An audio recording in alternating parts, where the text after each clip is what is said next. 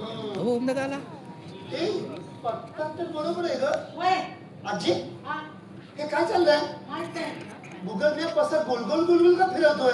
नवीन आहे काहीतरी नवीन नाही ग. मला वाटतं आपण चुकीच्या ठिकाणी आलोय. वय वय वय हो बाबा मला पण तसंच वाटतं.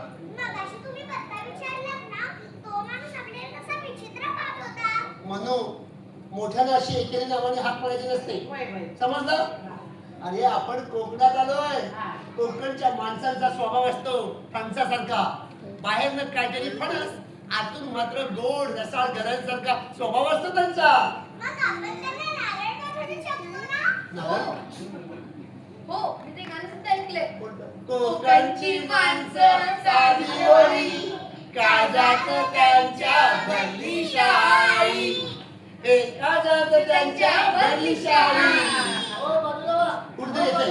कुठे येतंय? पत्ता विचारा, पत्ता विचारा.